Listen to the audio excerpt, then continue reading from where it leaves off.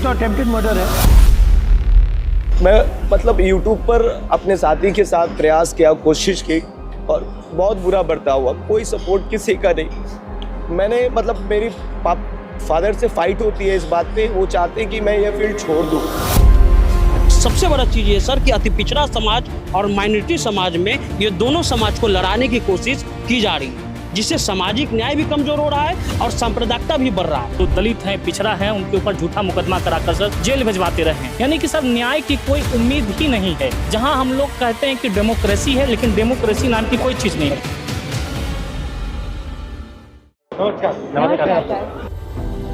बताइए। हम लोग जो काम करते हैं उसका बेसिक है सोशल जस्टिस। हम उसमें जो पॉइंट रखते हैं, यहाँ सब बैकवर्ड और माइनॉरिटी और दलित समाज के लोग हैं, और इसमें हम लोग ने एक ग्रुप बनाया है पूरे बिहार में। जहां भी कास्ट एट्रोसिटी होती है, जहां बच्चों के साथ बलात्कार होता है और एफआईआर नहीं होता है, तो हम उसको करते हैं। पीएमसीएच का मामला जो मुजफ्फरपुर का था, सड़ गए, उसको सबसे पहले हमारी टीम ने कवरेज किया। और एक सबसे बड़ा चीज ये सर कि अति पिछड़ा समाज और माइनॉरिटी समाज में ये दोनों समाज को लड़ाने की कोशिश की जा रही है, जिससे सामाजिक न्याय भी कमजोर हो रहा है और सांप्रदायिकता भी बढ़ रहा है। तो हम लोग की मेन लड़ाई यही है कि हर हाल में जो सोशल आप कितने हो बिहार में? हम टोटल अभी 52 लोग हैं सर। ये 52 लोग एक दूसरे के दोस्त हैं जी जी। या इनके बीच में भी लड़ाई होती है? नहीं, वो सामाजिक न्याय का जुड़ाव है। आपके आमदनी तो ठीक बनती है या नो सर? बट आपको फाइनेंशियली नहीं होता। मेरा नाम सुमन है, मैं खबर लहरिया आप अकेली लड़की हो? जी जी, खबर लहरिया न्यूज़ चैनल में एज ए सीनियर रिपोर्टर के रूप में काम करती हूँ।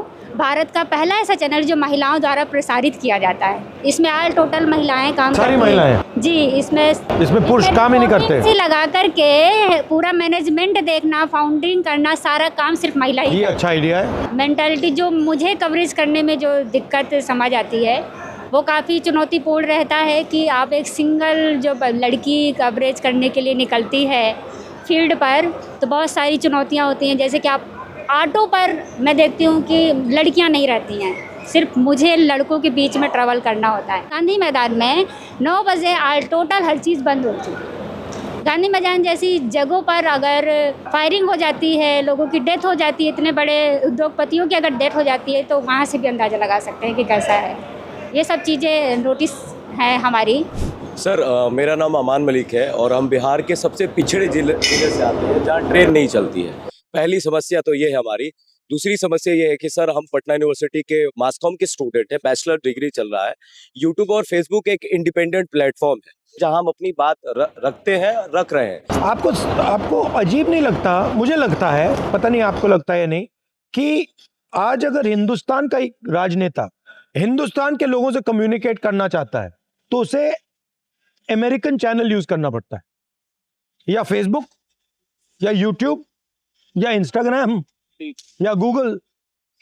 मतलब ये हमारे नहीं है। जिस दिन ये आपको बंद करना चाहे ये बंद कर देंगे। मेरा पूरा मतलब शैडो बैन चलता है। तो थोड़ा मुझे अजीब लगता है कि पहले क्या होता था, हिंदुस्तान के नेता अपने लोगों से डायरेक्टली बात कर सकते थे, फिर ठीक है मीडिया हुआ करता था, न्यूट्रल तो नहीं कह सकते बट बात तो दिखा देता था। अब मीडिया बिल्कुल नहीं दिखाता, विपक्ष की बात टोटली जीरो, खत्म। और जो यूट्यूब वाले हैं, फेसबुक वाले हैं, उन पर इनडायरेक्ट लगाम लगी हुई है। अगर आप लाइन से थोड़ा ज्यादा आगे गए लगा देंगे, बंद कर देंगे, शैडो बैन हो जाएगा। तो ये एक्चुअली देश के लिए खतरनाक है। पहले तो मतलब हमारे फाइनेंशियल क्राइसिस पर चोट पहुंचा, लेकिन उसके बावजूद जब हम चुप रहना नहीं सीखे या चुप नहीं रहे, तो वो जो है मतलब हम पर मुझे मतलब यह है कि हत्या करने की कोशिश की गई। ये कुछ फुटेज है सर, मुझे मतलब हमारे ही मित्र ने, क्योंकि वो एक ऐसी आइडियोलॉजी में वो घिर गए हैं। वो बहुत अच्छा इंसान भी बन सकता था, मतलब वो फ्यूचर पे देश के लिए भी काम कर सकते थे, लेकिन एक आइडियोलॉजी से वो इस तरह से प्रभावित हो गए कि उन्होंने मुझे अपना दुश्मन समझा। चूंकि मैं एक मुस्लिम समुदाय से आता हूँ। ये आप हो? जी मैं हूँ। यूट्यूबर के साथ ऐसा ही होता है? ऐसा ही होता है सर। जब भी जाते हैं और ये हमारे साथी सन्नी भाई हैं, ये सारे लोग ही। तो इस पे केस हुआ? इस पे केस हुआ, 20-22 दिन जेल में रहे, उसके बाद बाहर आ गए। और हमने भी मतलब उसके बाद ज्यादा एक्शन लेने की इसलिए कोशिश नहीं की सर, क्योंकि बार बार कॉलेज। ये तो अटेम्प्टेड मर्डर है। हाँ, अटेम्प्ट टू मर्डर है सर। वो 20 दिन में बाहर आ गए और अभी भी थ्रेट मिलता है सर कि केस उसी से? हाँ उसी से सर, अभी भी थ्रेट मिलता है।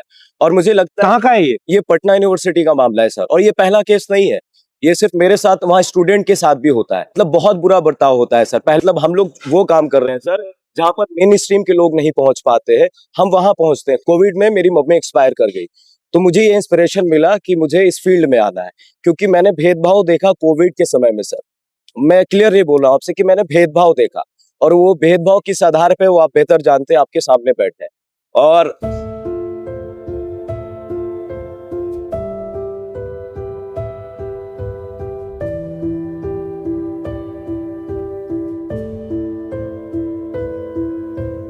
मैं अपने घर का सबसे बड़ा लड़का हूँ, और मैं मतलब YouTube पर अपने साथी के साथ प्रयास किया, कोशिश की, और बहुत बुरा बर्ताव हुआ। कोई सपोर्ट किसी का नहीं। मैंने मतलब मेरी फादर से फाइट होती है इस बात पे, वो चाहते हैं कि मैं ये फील्ड छोड़ दूँ। वो होता है ना सर कि इंसान को बोलने की आज़ादी होनी चाहिए, सिर्फ लड़ाई आइडियोलॉजी की है, और जब हम बोलेंगे नहीं सर तो सुनेगा कौन। तो आइडियोलॉजी जिसकी आप बात कर रहे हो ये क्या है सर? आपकी आइडियोलॉजी क्या है? सर मेरी आइडियोलॉजी है कि समाज में हर तबके को बराबरी की हिस्सेदारी मिले। हम सब जिस बैकग्राउंड से आते हैं ना सर, इन्हें बोलने नहीं दिया जाता था सर। यूनिवर्सिटी में इनके साथ रैगिंग होती थी, जात के आधार पर, धर्म के आधार पर। सर मेरी मम्मी सबके साथ हुआ? हाँ सर, मेजोरिटी में यही है सर। मेरा नाम रविकांत चौरसिया है सर, मैं बिहार के खगड़िया से हूँ, बोलता खगड़िया हमारा चैनल है। और मैं इंजीनियरिंग बैकग्राउंड से आया, उसके बावजूद जिस प्रकार से था कि समाज के अंतिम पंक्ति के खड़े लोगों की आवाज़ बन सकूं। पिछले 5-6 सालों से सर खगड़िया जो 7 नदियों से घिरा है, गरीबी है, और काफ़ी सर जो है विस्थापित परिवार है, नदी के किनारे जो बसावट है, लोगों के घर कट चुके रहते हैं। इस तरीके की जो समाज की जो जनहित वाली जो समस्याएं हैं सर, वो मेन स्ट्रीम मीडिया में कभी नहीं दिखाती रही है और ना ही दिखाते हैं लोग। हमने प्रयास किया कि एक छोटी सी शुरुआत की, और उसके बाद बहुत सारा लोगों का सर प्यार मिला। लेकिन जिस प्रकार से सर यातनाएं जो हम लोगों को मिलती रही है, जदयू के विधायक हैं डॉक्टर संजीव परवत्ता विधानसभा से सर, वो अनगिनत ऐसे जो है सामाजिक न्याय वाले लोग जो दलित हैं, पिछड़ा हैं, उनके ऊपर झूठा मुकदमा कराकर सर जेल भिजवाते रहे हैं। और अगर वो पीड़ित परिवार हमारे पास आकर के अगर अपनी बात को रखना चाहे, और अगर हमने उनके वीडियोज़ को चलाया, उसके बाद सर वो धोखे से मुझे बुला करके अपने आवास पर उन्होंने हमारे साथ बहुत मारपीट की सर। किसी तरीके से हम वहाँ से सर जान बचा करके निकले। जब हमने थाने में FIR दर्ज कराई सर, हमारे केस फॉल्स हो गए, और उनके द्वारा हमारे ऊपर 2-2 फर्जी मुकदमे करा दिए गए। यानी कि सर न्याय की कोई उम्मीद ही नहीं है। जहाँ हम लोग कहते हैं कि डेमोक्रेसी है, लेकिन डेमोक्रेसी नाम की कोई चीज़ नहीं है। ऐसे करते हैं, ये अभी चल रहा है, यहाँ पे यात्रा चल रही है। आप 52 लोग दिल्ली में आके मुझसे मिलो, ठीक है? और फिर थोड़ी अच्छी तरह सोच के प्लान करके कि हम इस 52 को 100, 200, 500, 1000, 2000, 10,000 कैसे करें, और किस प्रकार से हम आपकी थोड़ी सी अगर प्रोटेक्शन हो, असिस्टेंस हो, जो भी, मैं बड़े वायदे नहीं करूंगा, बट किस प्रकार से हम कर सकते हैं उसके बारे में डिस्कस करते हैं। Thank you.